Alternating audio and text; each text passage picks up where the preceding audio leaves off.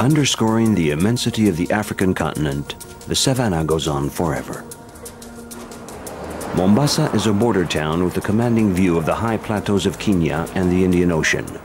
Over the centuries, at one time or another, Mombasa has been under the rule of African, Arab, Indian, and European powers. Absorbing the influences of these diverse societies, Mombasa and the surrounding region has become an important cultural hub. Mombasa is a strategic area. It is considered to be the gateway to East Africa. It is access point to the sea, has enabled trade to take place between populations and communities on the coast of Africa, especially Mombasa. And people from Comoro, from areas of Mozambique and areas of Mombasa, Kilwa and Lamu, and other areas up to Kismayu are interrelated people. And in fact, therefore, when other powers have arrived, they have traded with all these communities at the same time.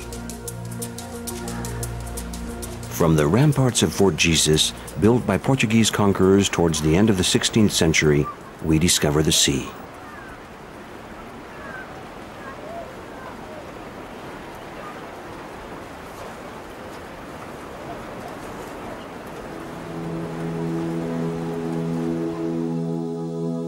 Leaving Mombasa, we set a course for the island of Zanzibar in Tanzania, and then on to Mayotte in the Comores archipelago. We'll parallel the north coast of Madagascar, make a call at Nosibe, then on to Diego Suarez. Finally, we head for the Isle of Maurice, where we'll begin our exploration of the islands of the Indian Ocean.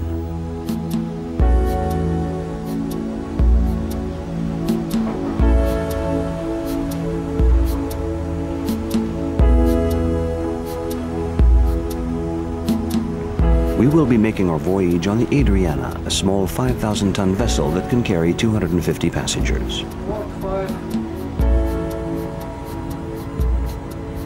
The captain is well experienced. He has long piloted his ship in the icy waters between Norway and Spitsbergen and views this new adventure with interest and curiosity, especially as we approach Zanzibar. Though they are only names on a map, some places hold a strange fascination for sailors and travelers alike. Zanzibar is one of those places.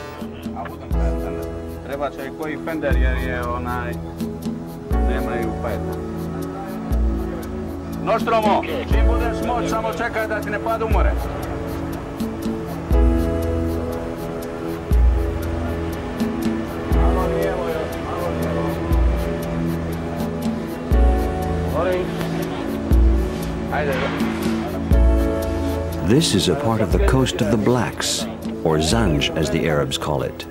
The name Zanzibar was derived from it. This island has played a pivotal role in the history of the Indian Ocean in East Africa.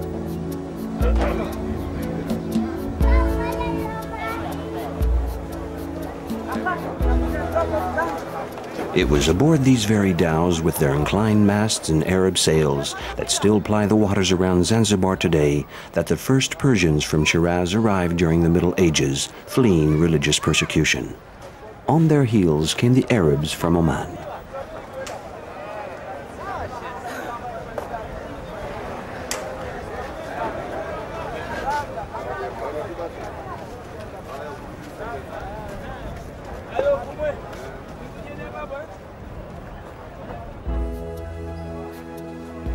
Under Portuguese ownership for some time, this increasingly popular trading post eventually passed into Oman control in 1698. Quietly going its own way, far removed from the scrutiny of the center of power, Zanzibar's destiny suddenly changed early in the 19th century when Said Said assumed power. Fascinated with Zanzibar, the new Imam from Muscat had a private palace built in the island, and then in 1840 decided to transfer the capital of his empire there.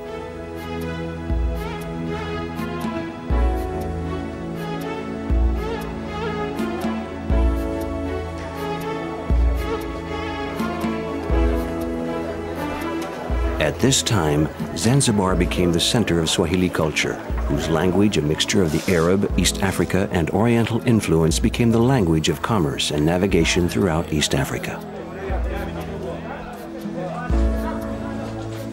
Zanzibar's commercial activities were not exclusively confined to the African coastal communities or the Arabian Peninsula. Kotias and dhows, sturdy Indian boats loaded with fine silks and china, also found their way to Zanzibar, coaxed along by friendly monsoon winds. The Indian influence can be seen in the decoration of the Swahili homes. It's believed that the brass spikes that adorn the heavy doors originated in India, where their function was to discourage elephants used in combat from getting too close to their houses. The subtle intertwining of plant designs with verses from the Quran that decorate the entranceways are virtual works of art.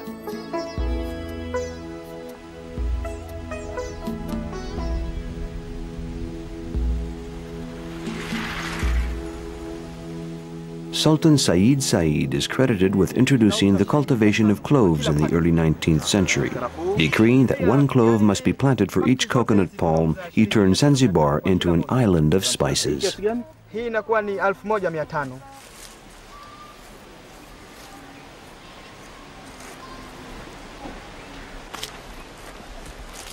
This is clove tree. Okay. Yes. Now, have a look at the top. He have a clove seed. Okay. Before the clove seed, if you need to harvest, should you climb it?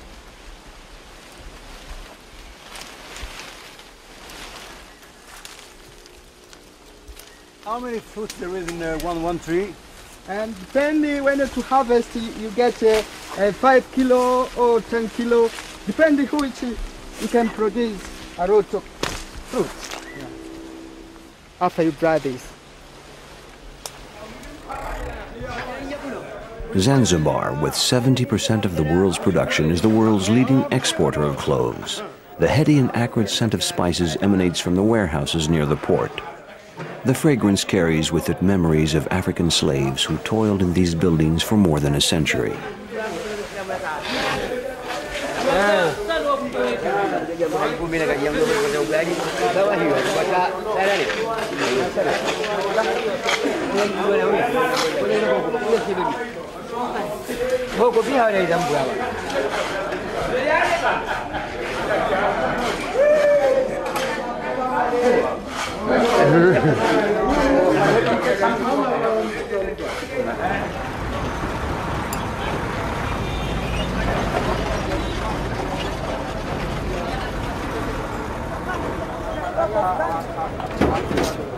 Dozens of dhows in the port of Zanzibar appear to be quietly but somehow also restlessly laying in their cargoes, their shorelines inextricably tangled. In fact, nothing seems to have changed in the hundreds of years these same boats have been carrying cargo up and down the African coast.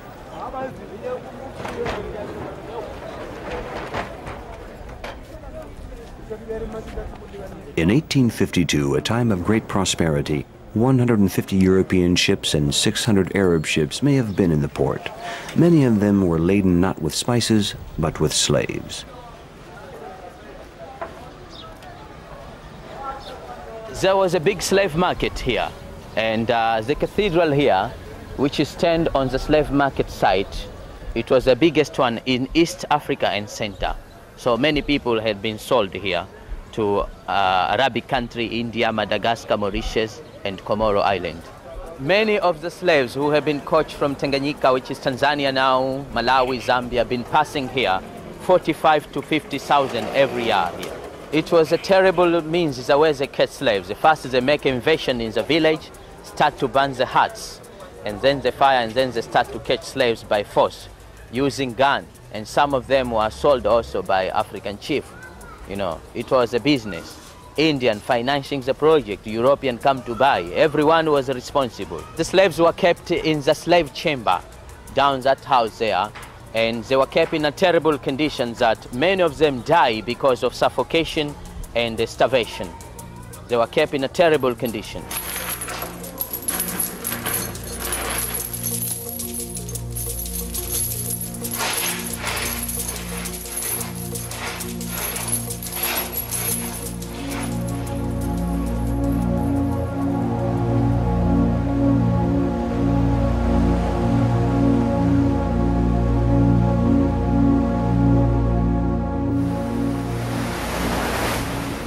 Leaving the African coast, the Adriana charters a course for the Mozambique Canal and the Comores Archipelago. The ship is soon rocked by violent swells caused by a large cyclonic disturbance several hundred miles away.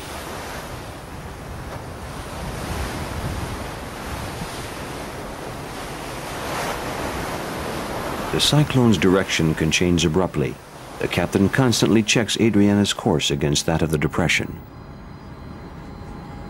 As you see on my map, we follow exactly tropical cyclone to be on the safety side, of course. She stay 2-3 days on the same place without changing position a lot.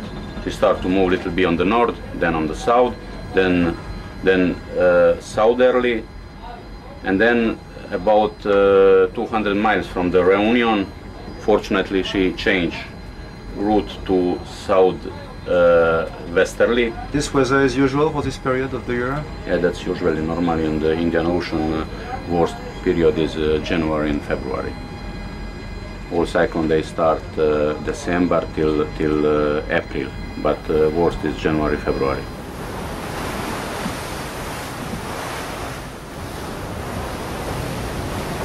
Even as we approach Moroni, the capital of the Grand Comore, we're still experiencing strong swells.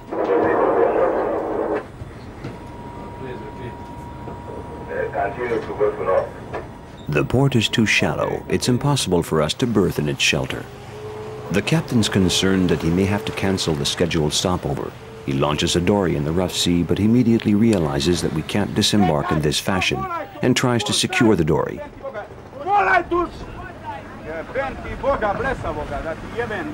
But it's too late. She's already broken free of her mooring line and is drifting away from the ship.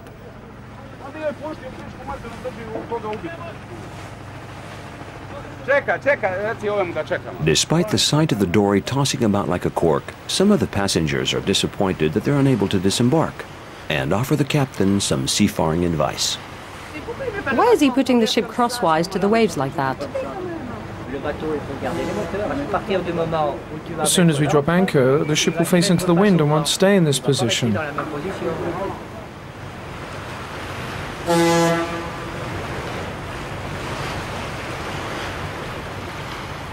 Moroni Port, Adriana. Yes, I just want to know the evolution of the tender, if you can send it. No, I send my tenders and I try to put tenders alongside my ship to see if it will be possible to disembark passenger. It is impossible, it's very dangerous. In consideration for the safety of his passengers, the captain decides to leave the Grand Comore and sail to harbor on the island of Mayotte, where he'll have no trouble finding a berth.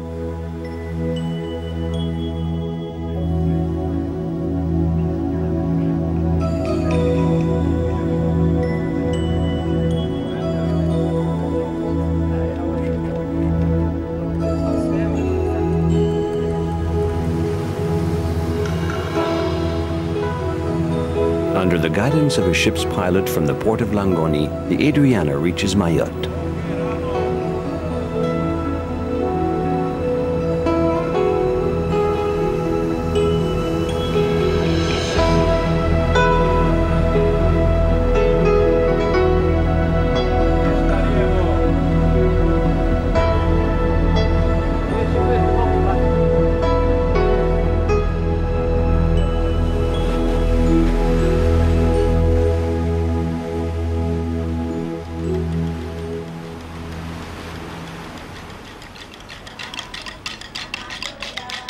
The women who greet us on the quay at Longoni, with their doleful, repetitive singing accompanied by percussion, and their traditional Kiromani dress, a large sari-like wrap that covers the body from head to toe, is evidence of the African heritage of the Comores.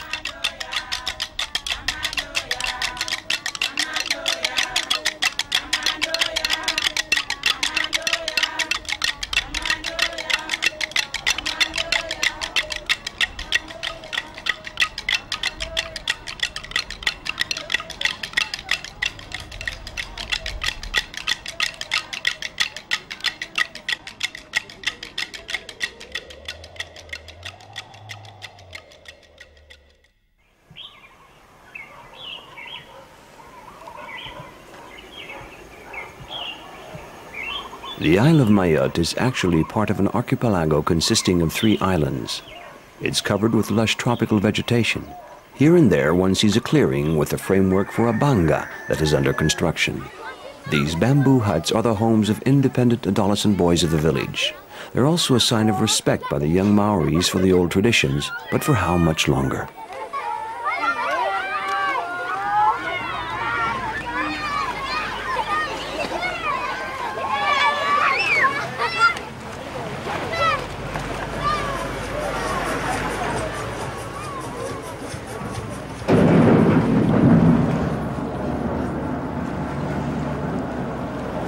The barge that shuttles between the big and the small islands every half hour delivers an ill-assorted and motley group in Mamoudzou, the largest town on the main island.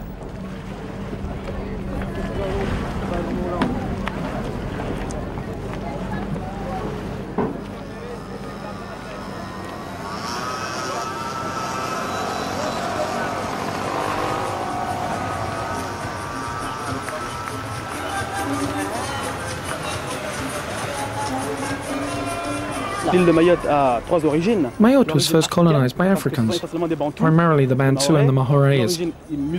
Then the Muslims who migrated from Shiraz in Arabia and who introduced Islam to the island, and more recently the French. Despite this diversity of cultures, the overall desire to maintain its allegiance with France is very strong. The island was sold to King Louis Philippe of France in 1841 by the Malagasy prince Andrian Souli when he converted to Islam. Mayotte is one of the islands comprising the Comores archipelago. But when the other islands became independent in 1975, the Maori decided to remain French. However, even though the statues declare it to be a French possession, its culture and traditions remain Comorian.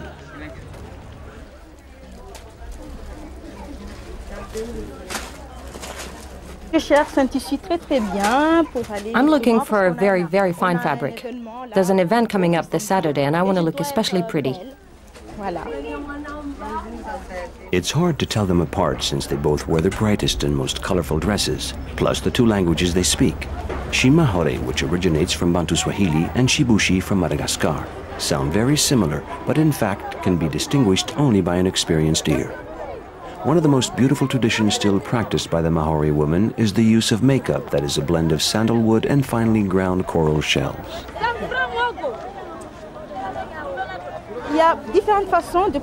There are several ways they use this makeup. There's the makeup that is used when going to the market. It's applied in a thick layer to protect the skin from the hot sun. Then there's the makeup to use at home. It's put on thinly to make the woman more beautiful and more attractive to her husband.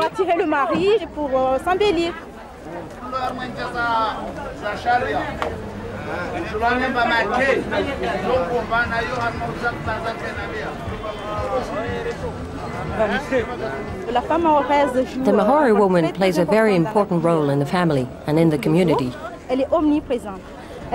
She manages the finances, she's responsible for the education of the children, she takes care of the household. She's usually involved in local politics, and she is a fighter. Take Zena Medere, for instance, who passed away recently. During her entire life, she fought to improve Mayotte's affiliation with France, in the hopes that one day it would become a department.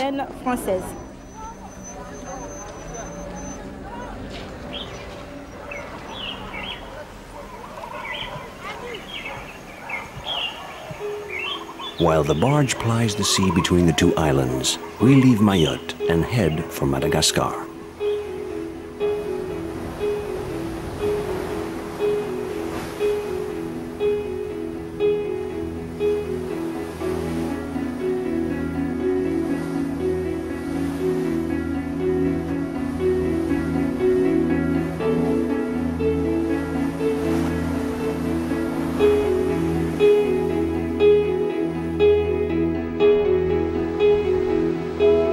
After an all-night voyage, we arrive in Nosy Bay at the first light of dawn.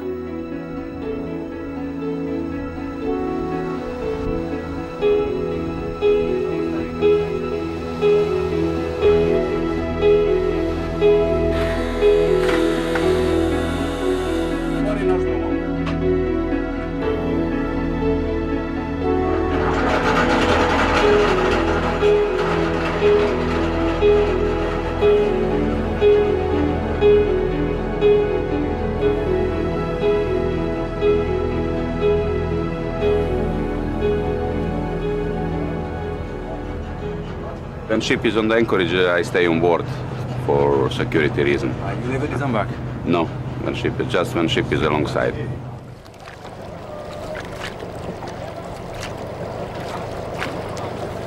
Anchored a few cable lengths offshore, the Adriana is soon surrounded by a flotilla of dugout canoes loaded with tropical fruits and seashells for sale to the passengers or for barter with the crew.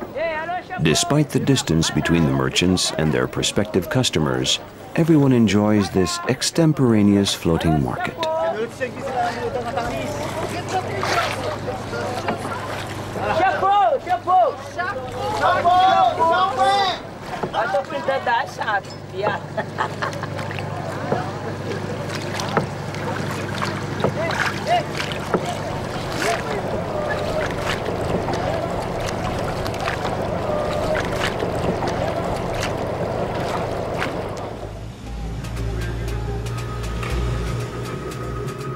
The cannons that used to safeguard the bay at Nosy Bay are incapable of protecting anything. The streets of Andohani, the capital of Nosy Bay, are lined with homes with pillars, and even though a few houses may be in ruin, for the most part they have preserved their decor and elegance. Andohani remains a veritable museum dedicated to the glory of the French colonial administration during the 1800s.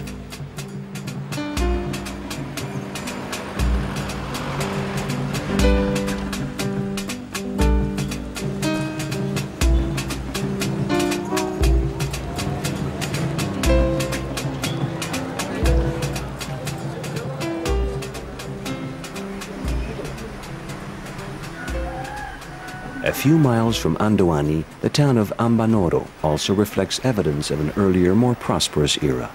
The Islamic Indians, the Antalautras, known as the people of the sea, settled in Ambanoro in the 17th century. They traded with the Comores, Africa, Arabia, and of course India. When the Suez Canal opened in 1869, and with faster steamers shortening travel times, the dhows had to now be satisfied with local trade. Finally, the Antalautras abandoned Nosy Bay, surrendering Ambanoro to nature and to the Sakalav seafarers. We're Sakalaves. I'm a Sakalave too. Sakalave and Muslim. I was born right here in the village of Ambanoro, or as it's now called, Mardoka. Our grandfather, Amada's father, the Prince of Nosy Bay, has the same name as I do. I inherited the name from him, Abderman. Everyone here shows me respect. Ambanoro's great mosque was abandoned and left to the silence of the forest. Soon it all but disappeared into a maze of banyan roots and giant flamboyants that stand vigil over the ruins.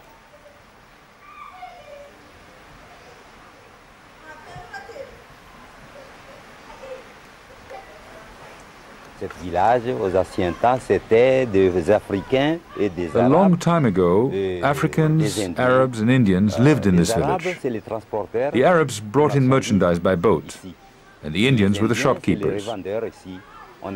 People could buy clothes, soap, all kinds of things. Today, there are no more boats, none at all. Look at the quay, how it is now. It's been at least 100 years since anyone has come here. It's really a shame.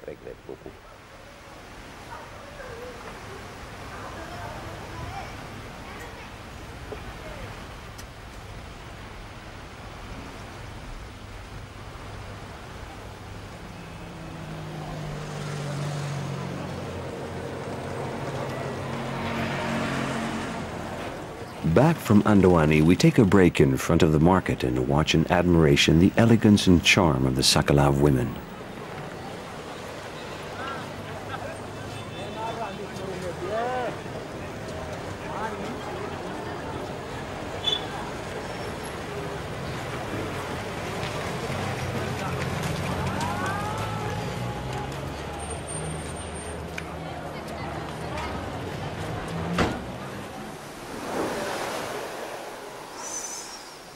Nosy Bay has become known as the island of perfume, thanks to the cultivation of ylang-ylang trees.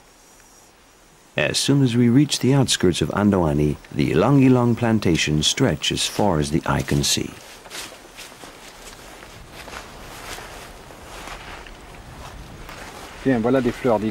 Look at these ilang-ilang flowers. They're still not completely dried out, and it's almost time to harvest them. The trees have been pruned so that the branches are low to the ground. That way we don't need a ladder to harvest the flowers. It's a lot easier to work when the flowers are about our height. Once collected, the flowers are compressed into 100-kilo bales and thrown into vats of boiling water. The steam is directed through a pipe in the shape of a swan's neck into a still, where the essence and a little of the steam is distilled off and the condensate collected in a cold water condenser. The essence water mixture is packaged in these little bottles, and it will be used to manufacture the world's finest perfumes. This product is expensive, though. At Nosy Be, we charge $80 for a liter.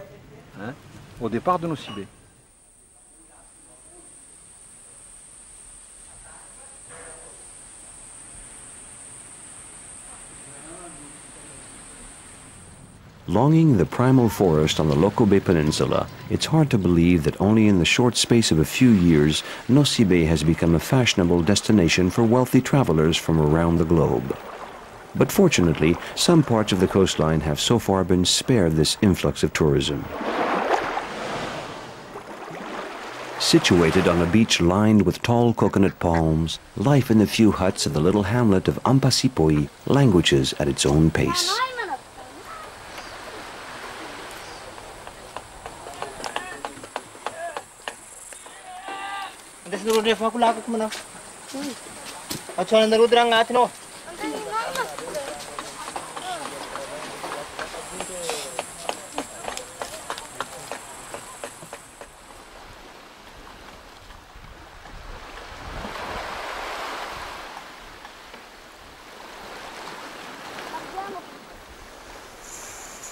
We are barely 100 yards from the riverbank, and the forest is already dense.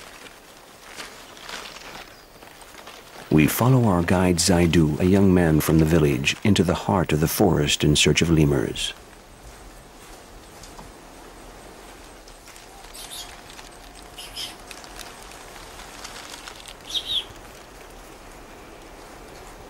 About 30 species of these tree-dwelling primates are known to exist in Madagascar, and some of them are here in the Lokobe forest.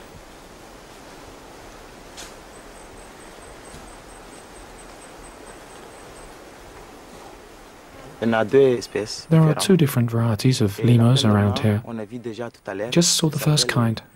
They are nocturnal species. And there is the other type. We call them macaco. The black ones are males and the brown ones are females.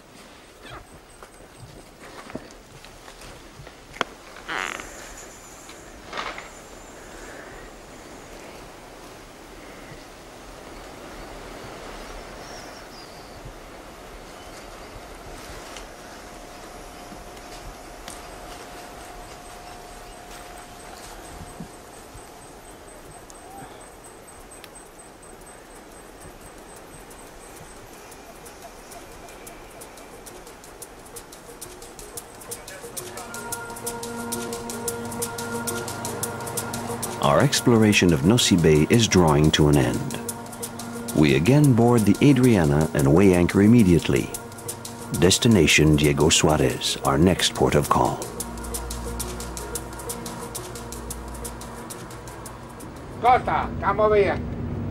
Carlo, the Maître d', holds his daily meeting with his staff before opening for dinner.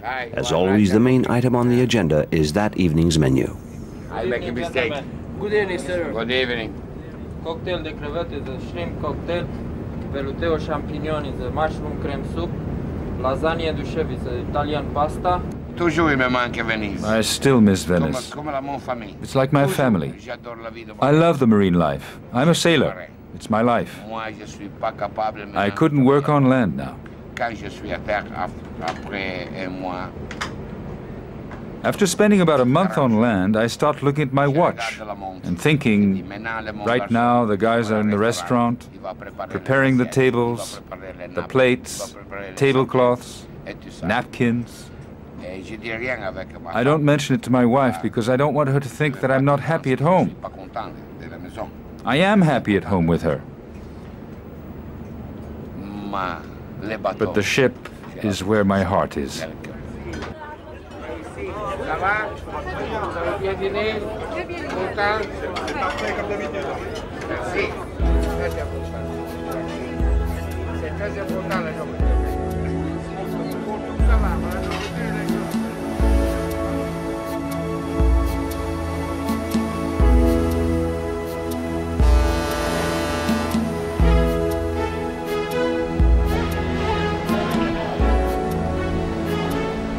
Although Arab navigators were the first to discover Diego Suarez, known as Ansiranana to the Madagascans, the town owes its name to two Portuguese admirals, Diego Dias and Fernando Suarez, who explored Madagascar at the beginning of the 16th century.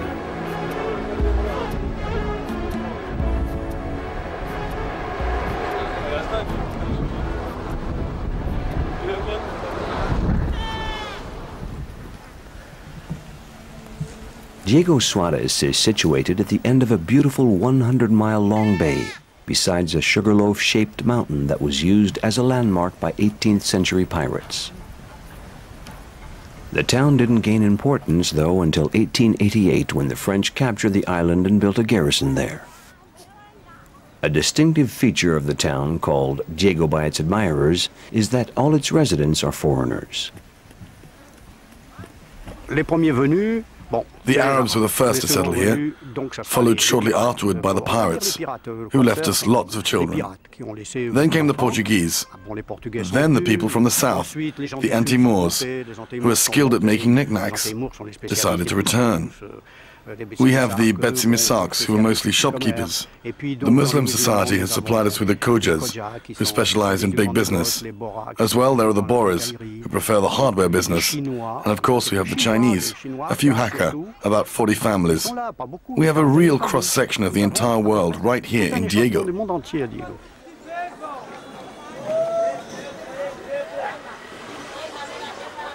The market, a blend of both African markets and Oriental souks, is the center of activity.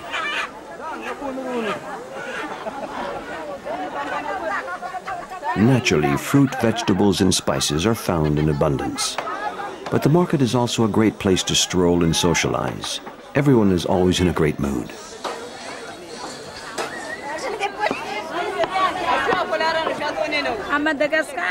In Madagascar, we pound the bread of the manioc. That's the bread of the manioc. We have to crush them to be able to eat the manioc. Usually takes 10 to 15 minutes to crush them.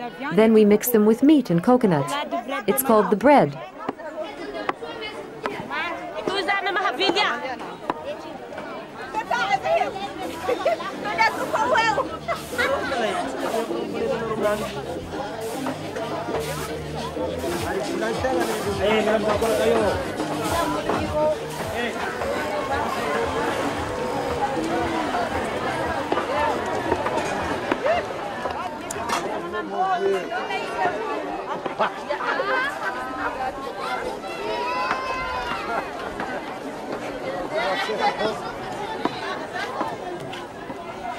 Madagascar replaced the Caribbean as the home base of the treasure pirates. There were as many as 2,000 to 3,000 pirates here, at least 300 ships. They were everywhere on the island.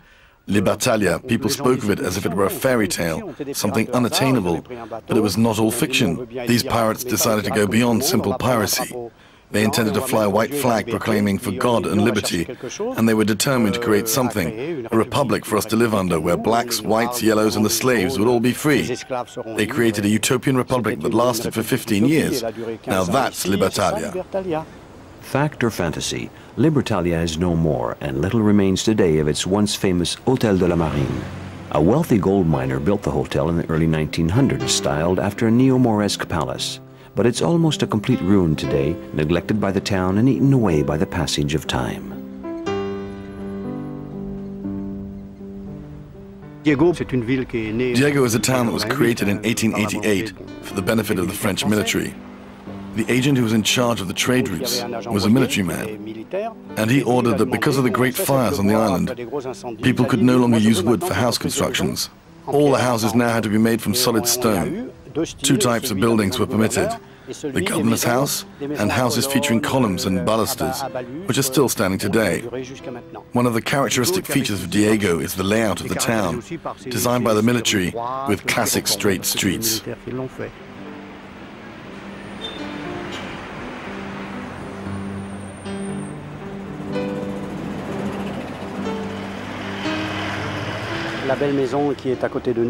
The lovely home next to us is a prefabricated French house, just like its prototype that was marketed in Europe during Eiffel's time. Some were erected in Guinea and elsewhere, but today only two such houses remain in Madagascar, here in Diego. They were huge structures to house the officers.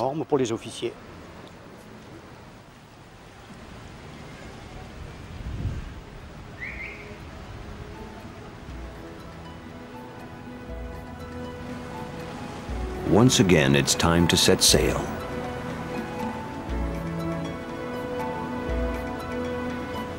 A tropical storm pounds Diego, creating a misty veil that drifts and settles over the Sugarloaf Mountain.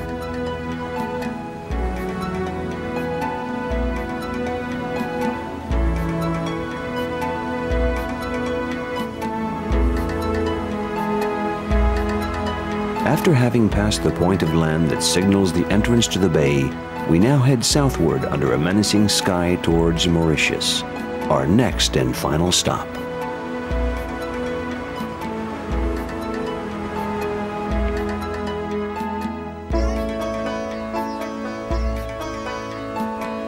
In the morning, a bright sun shines down on the Indian Ocean.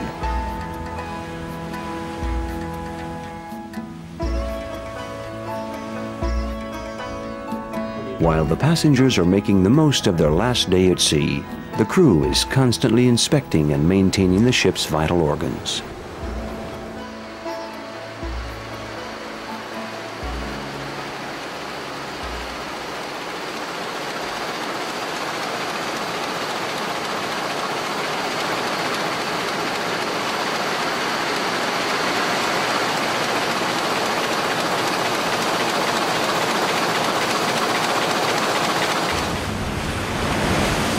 We produce about 25-30 tons per day, but that's not enough for us. With 250 passengers and 100 crew members, we need approximately 65 to 70 tons per day. Capacity of our tank is 315 tons. And we need also to choose ports where it's possible to embark water. On the many places we have possibility: Reunion, Longoni, Mauritius.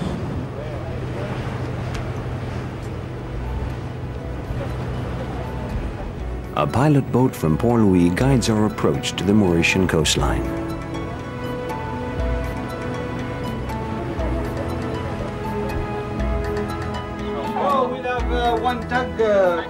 Mauritius was under French rule until 1715. Then it became a British possession. The island gained independence from Britain in 1968.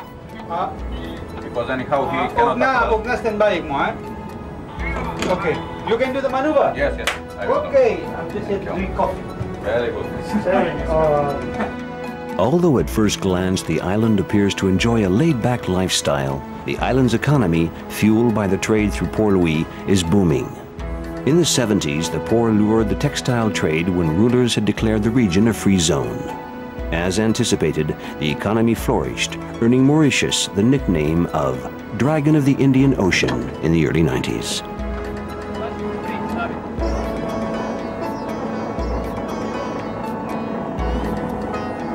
We've swapped the peace and tranquility of the Adriana for the hustle and bustle of the capital. Here, Mauritians of European, Indian, and Chinese descent live together in harmony and speak a common tongue, Creole. In 1835, there were 100,000 inhabitants on the island. Today, Mauritius has a population of 1 million, about 80% of whom are of Indian origin. Symbols of earlier times can be found here in the center of one of Port-Louis' modern neighborhoods. This is a statue of Mahé de la Bourdonnais, who in 1735 was appointed the island's first governor. Under his leadership, the colony, then called the Island of France, became a flourishing port of call on the trading route to the Indies. The English became envious of this French jewel and took the island by an assault in 1810. Queen Victoria's statue still sits across from the City Hall today. During the 10th century, the island was used as a base by Arab sailors for reprovisioning their ships. The Dutch were the first to settle on Mauritius, but the cyclones, the pirates, and a drought soon discouraged them.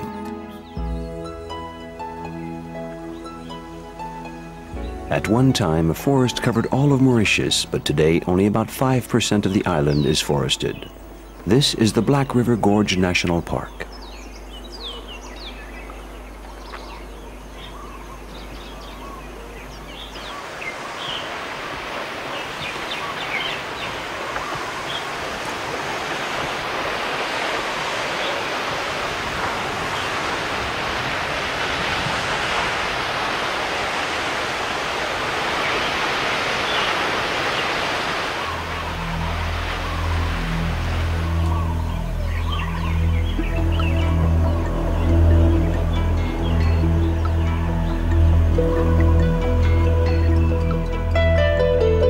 In the 13th century, Marco Polo evokes in his book China and its exotic products. For many years, the favored commercial trade routes had been overland between Asia and Europe. It wasn't until the 16th century that a sea route around the Cape of Good Hope was charted by Vasco da Gama for transporting spices. Pierre Poivre, a French botanist and administrator for Louis XV, is credited with introducing spices to the island of Maurice. In 1638, the first settlers arrived on the island of Mauritius, and from then until 1710, what we call a Dutch trading post existed here. But the Dutch were only here to exploit the ebony wood in the forests. It was the French who came later who were the true colonizers, founders, I really like that word, founders of the Isle of Mauritius, and that was since 1721.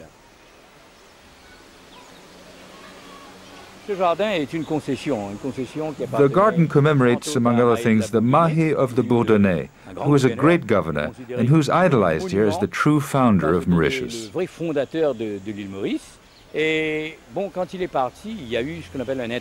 he left, his successor, Poivre, wanted to convert this beautiful park into an experimental farm for growing spices.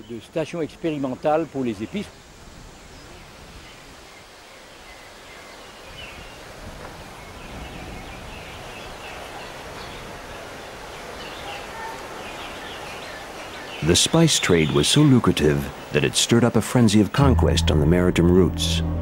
By the end of the 16th century, the Dutch monopolized the trade routes. Seeking to bypass this monopoly, the French and the English surged the waters, abandoning trading post after trading post in the Indian Ocean. Nutmeg and clove trees were imported to the Isle of France from Malacu Island in 1775 by Poivre. But the healthiest species found in the grapefruit garden are tea, camphor, and the fruit trees imported from China.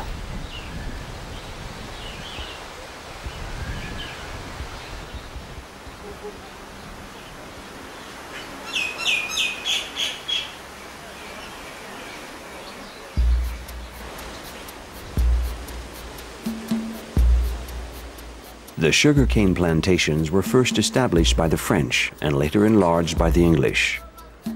The crop soon became the main source of income for the island. However, when slavery was abolished, the plantation owners were forced to seek a new source for labor. They brought in about 450,000 Indians from Madras, Bombay, and Calcutta to work on the plantations.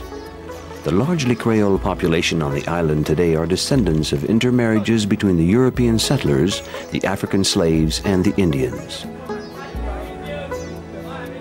A true melting pot society that has earned Mauritians the nickname of Mosaic people.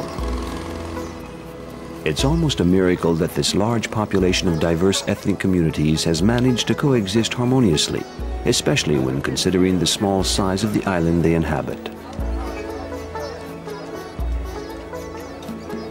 However, despite the large number of mixed marriages, some divisiveness remains. Well-known Mauritian writer Malcolm de Chazal has stated that the island cultivates sugarcane and prejudices.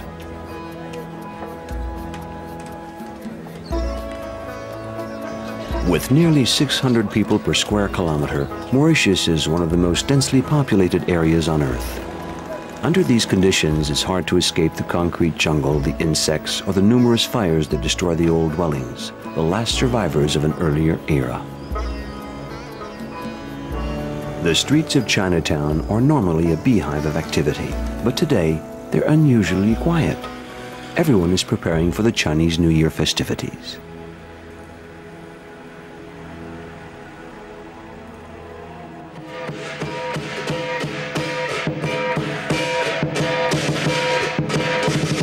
The Sino-Mauritians began immigrating from China and Hong Kong in 1826. Today they represent about 2.5% of the population. The Chinese New Year celebration is held on the first day of the Chinese Lunar Year. Called the Festival of Spring, it is the largest traditional Chinese celebration on the island. There are 30,000 Sino-Mauritians here. Most of them are Cantonese, hackers, people from the province of Canton. They live amicably with other Mauritian communities, but at the same time observe their own traditions.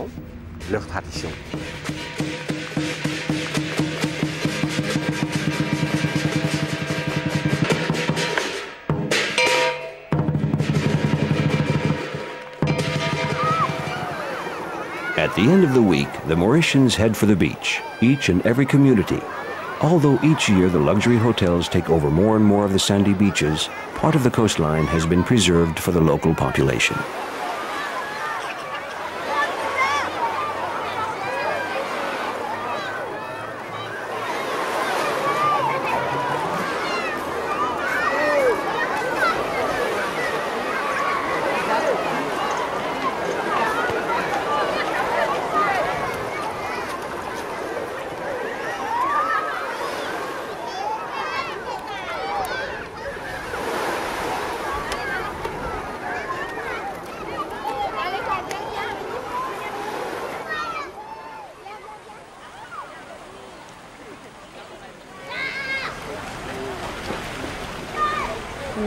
The people of Mauritius are very proud of their island. They don't look upon tourism as an invasion.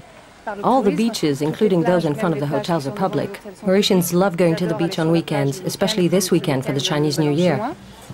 The well-to-do families of the Chinese community gather at the hotel to celebrate the Spring Festival.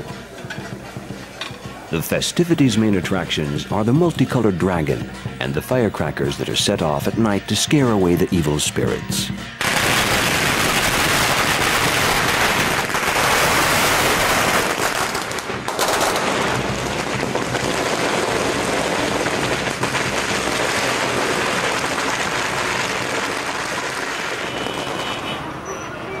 It's market day in Flak, a town on the eastern side of the island. More than two-thirds of the Indians are Hindus. The rest are Muslims. Besides the national language, Creole, many of them speak the language of their ancestors, Urdu, Hindi, Sanskrit, the Tamil, or even Bhojpuri, which has become so enriched by other languages spoken here that their forefathers probably couldn't understand them.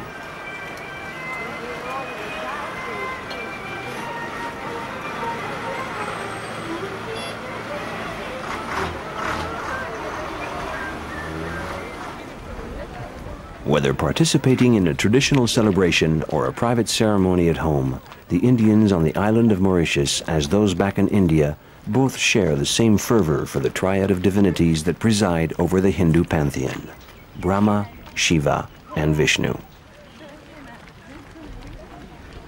The young woman and her children are off to the temple to drive away evil forces with offerings and prayers.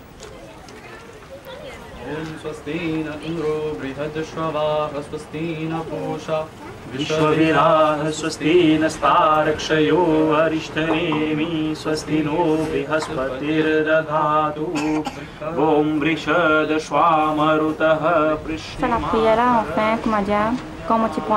My parents should have said this special prayer within the first 40 days after my birth, but they didn't. But I decided to do it myself now, since my children and I have had bad luck. That's why we're reciting this prayer now.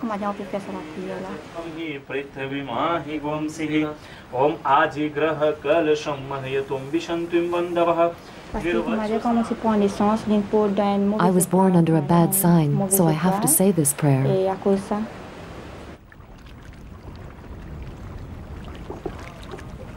No one escapes the cleansing ritual, not even the cars.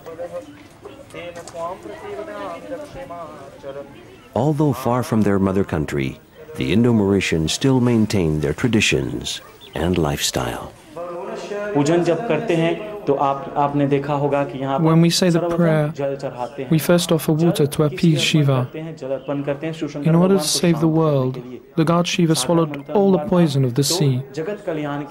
God has never asked us to offer up coconuts or bananas or anything of the sort.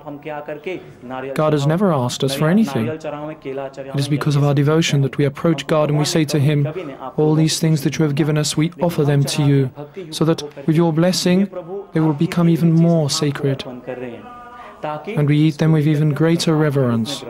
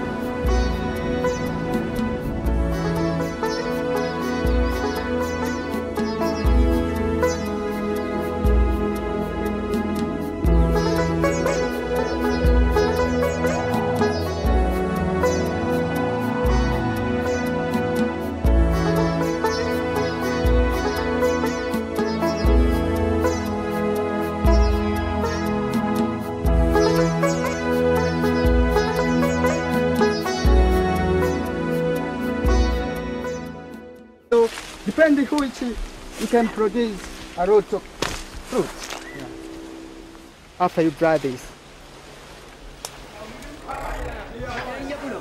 Zanzibar, with 70% of the world's production, is the world's leading exporter of cloves.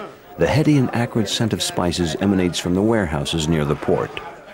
The fragrance carries with it memories of African slaves who toiled in these buildings for more than a century.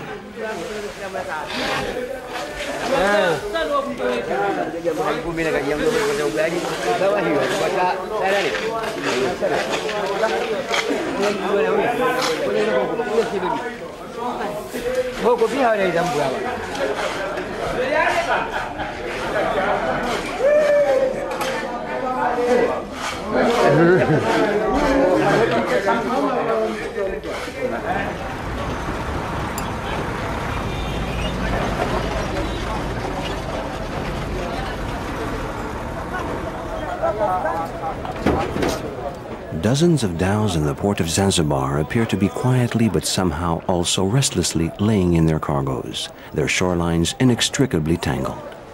In fact, nothing seems to have changed in the hundreds of years these same boats have been carrying cargo up and down the African coast.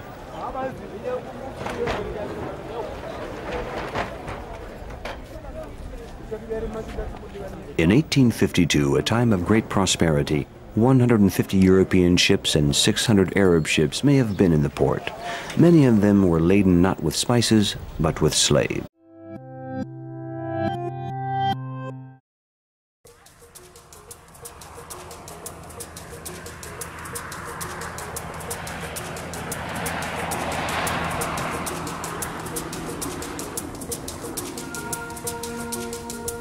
Underscoring the immensity of the African continent, the savannah goes on forever. Mombasa is a border town with a commanding view of the high plateaus of Kenya and the Indian Ocean. Over the centuries, at one time or another, Mombasa has been under the rule of African, Arab, Indian, and European powers. Absorbing the influences of these diverse societies, Mombasa and the surrounding region has become an important cultural hub. Mombasa is a strategic area. It is considered to be the gateway to East Africa. It is access point to the sea, has enabled trade to take place between populations and communities on the coast of Africa, especially Mombasa. And people from Comoro, from areas of Mozambique and areas of Mombasa, Kilwa and Lamu, and other areas up to Kismayu are interrelated people. And in fact, therefore, when other powers have arrived, they have traded with all these communities at the same time. From the ramparts of Fort Jesus, built by Portuguese conquerors towards the end of the 16th century, we discover the sea.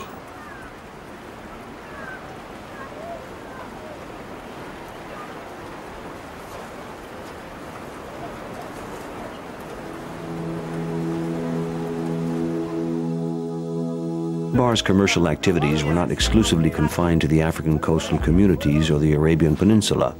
Kotias and dhows, sturdy Indian boats loaded with fine silks and china, also found their way to Zanzibar, coaxed along by friendly monsoon winds.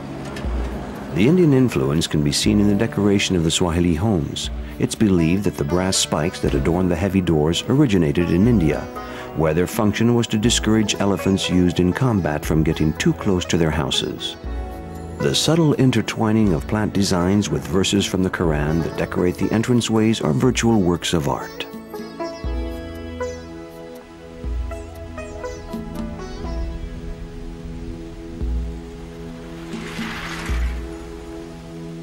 Sultan Said is credited with introducing the cultivation of cloves in the early 19th century. Decreeing that one clove must be planted for each coconut palm, he turned Zanzibar into an island of spices.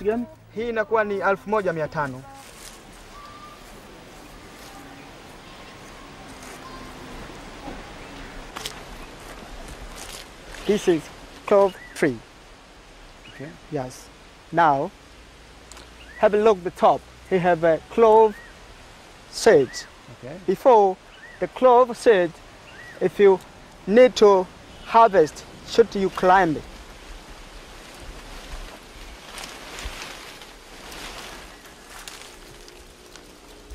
How many fruits there is in one tree? And depending when to harvest, you get a 5 kilo or 10 kilo.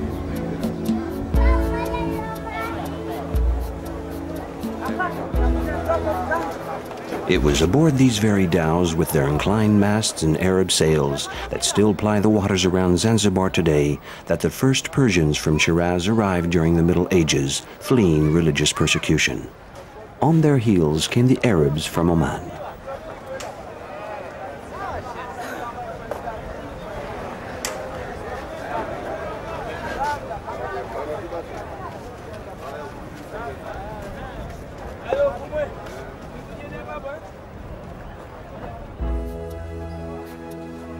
Under Portuguese ownership for some time, this increasingly popular trading post eventually passed into Oman control in 1698.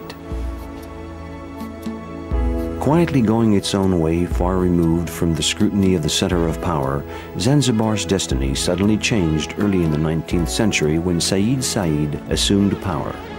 Fascinated with Zanzibar, the new Imam from Muscat had a private palace built in the island, and then in 1840 decided to transfer the capital of his empire there.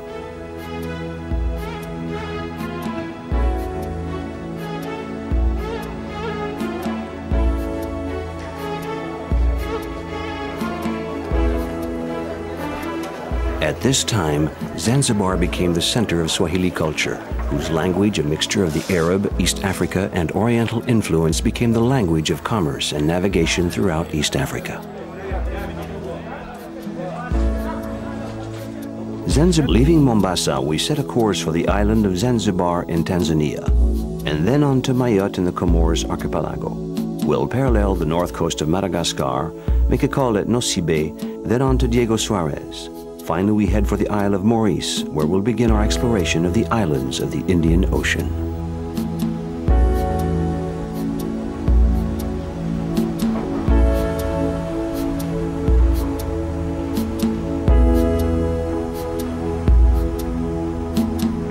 We will be making our voyage on the Adriana, a small 5,000-ton vessel that can carry 250 passengers.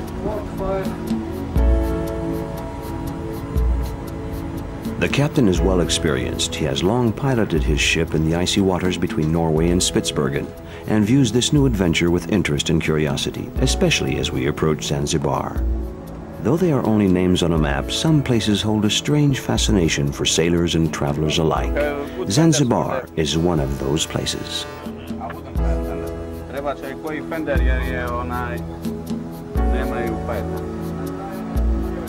Nostromo, čim budeš moć, samo čekaj da ti ne pada umore.